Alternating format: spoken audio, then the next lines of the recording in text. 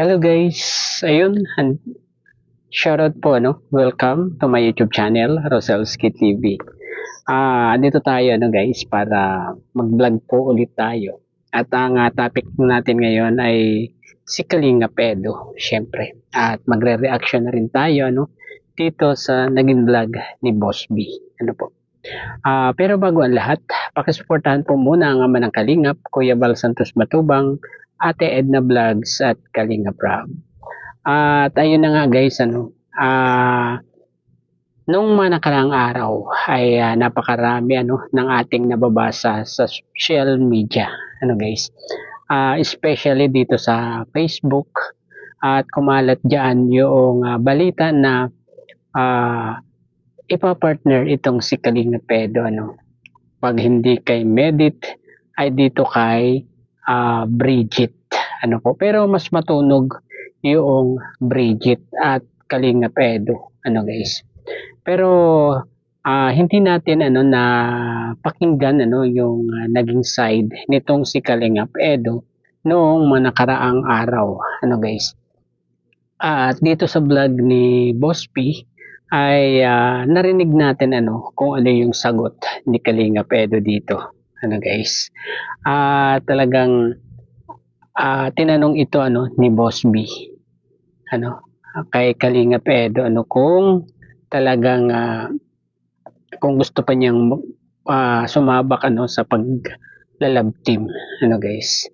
So malalaman natin yan mamaya guys kapag na-play natin yung kinuha nating clips doon sa vlog ni Boss B. At meron lang tayong ikikwento sa inyo guys. Ito ay yung nakita natin sa vlog ni Pulang Uod, guys. Yung picture ni Kalinga Pedo, guys. Ito po, ayan guys, pakatitigan nyo kung ano yung klase ni Kalinga Pedo dyan, at anong na-feel nyo guys doon sa nakita nyo yung kanya na yung picture ni Binata, guys. Ayan, talagang poging-pogi yan dyan sa picture na yan, pero bakit ngayon ano yung ginawa nila dyan sa picture ni Kalinga Pedo, guys? Parang binastos nila si Kalinga Pedo dyan, guys, diba? Grabe nagawa nila yan sa picture ni Kalinga Pedo, parang si Kalinga Pedo ay hindi nakatulong sa kanila, diba? At kahit pa ako guys, magtatampo ako or magagalit ako kung makikita ko na yung aking picture na dati naman ay ayos at pinagawa yan ng mga supporters nila, di ba? Para ibigay sa kanila, pero makikita mong ganyan inabandona na kung ano pang ginawa sa picture, kung ano-anong the drawing, di ba?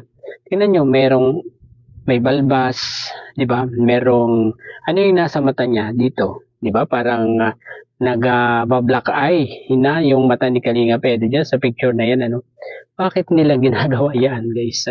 Anong motibo nila, Bakit ginawa yung kawalang galang na yan, sa picture ni Kalinga Pedo na minsan ay nakatulong sa kanila, di ba?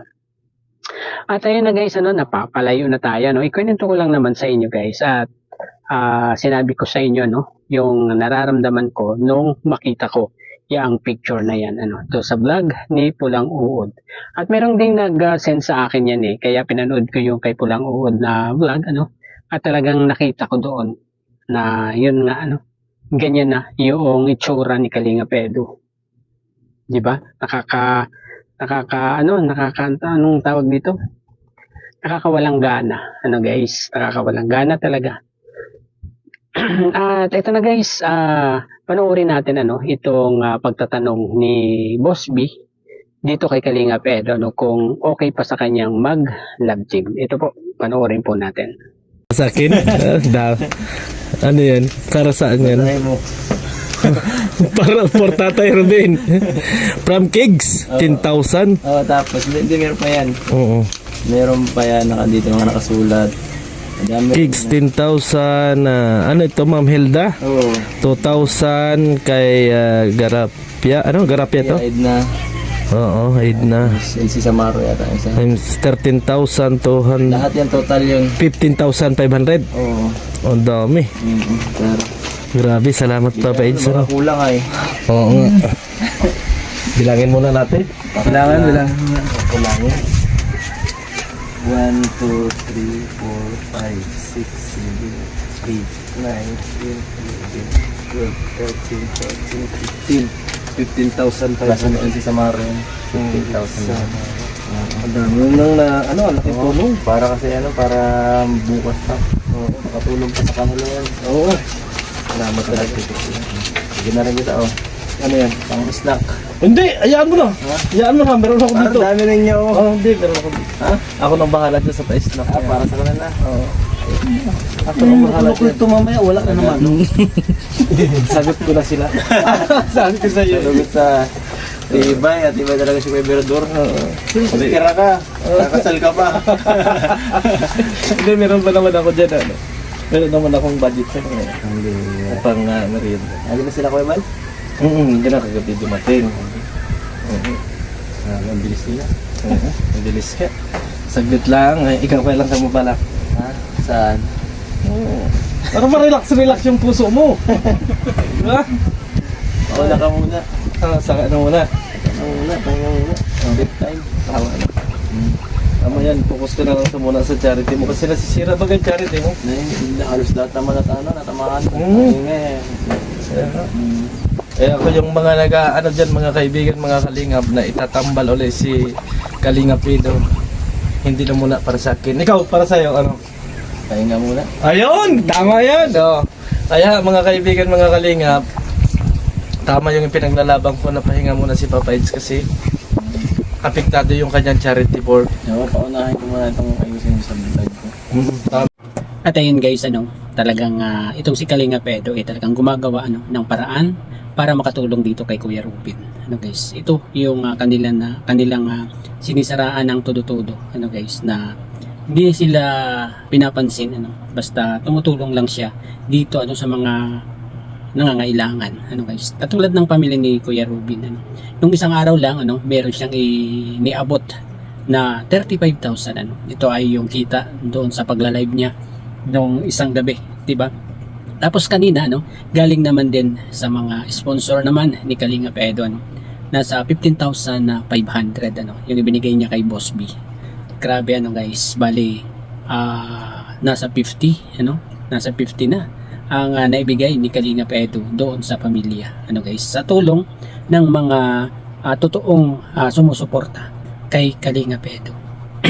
Ito po ay galing sa Kigs, talagang binanggit pa doon ni Boss B kung mga sino-sino yun. Thank you po, thank you po sa Kegs kasi hindi sila umaalis na mag-sponsor dito kay Kalinga Edo. Guys. At ayun guys, na pakinggan din natin yung sagot ni Kalinga Edo diyan kay Boss B na dun sa katanungan na sasabak pa ba sa love team itong si Kalinga Edo. Guys. Ang sabi niya, pahinga muna, Ibig sabihin hindi, di ba? Hindi pa sa ngayon, guys, pero siguro ay bukas pa rin siya, kung gustong ni Kalinga Prab siguro papayag din niya, pero hindi pa sa ngayon yan, guys, Sabi nga niya, pahinga muna.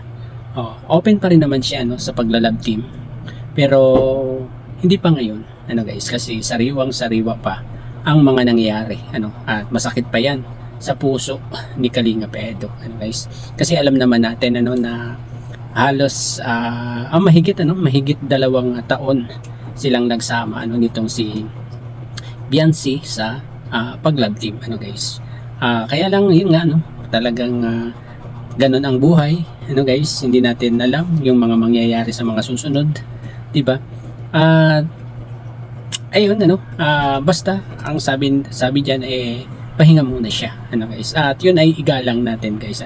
Huwag muna nating i-push na magkaroon ng love team itong si Kalinga Edo. At sabi pa diyan ni Boss B ay kailangan daw na ang hanapin ni Kalinga Edo ay yung forever na, guys. At yun din naman ang gusto ko, guys, para habang medyo mabata pa itong si Kalingap Edo ay magkaroon na ng siyempre ng forever, di ba guys? Kung sino man yung magiging forever niyan guys ay talagang tatanggapin natin yan kung saan masaya itong si Kalingap Edo ay doon din tayo, support lang tayo sa kanya, di ba? At ayun guys, siguro hanggang dito na lang ang ating kunting pagre-reaction, pagkukwentuhan ng konti, guys. Basta guys, andyan si Kalingap Edo, nakatutok lagi, at gusto rin niya na bumawi sa kanyang channel dahil napabayaan na niya nung mga nakaraang araw, dahil siguro sa mga issue na dahil alam din natin na malaking views talaga yung nawala sa kanyang channel, at kailangang gumanti o bumawi ni Kalingap Edo sa pagcha-charity para matabunan yung mga nawalang views sa kanyang channel, di ba guys? At andito lang naman tayo para tumulong kay Kalingap Edo. Tutulong tayo sa pagmamaraton palagi ng kanyang mga vlog para madaling matabunan yung mga naalis na views kay Kalingap Edo, guys. Ayun, siguro hanggang dito na lamang ang ating pagre-reaction ng konti sa vlog ni Boss B at pagkukwentuhan natin, guys. Ayun, hanggang dito na lamang po. Bye bye, God bless po sa lahat. Peace.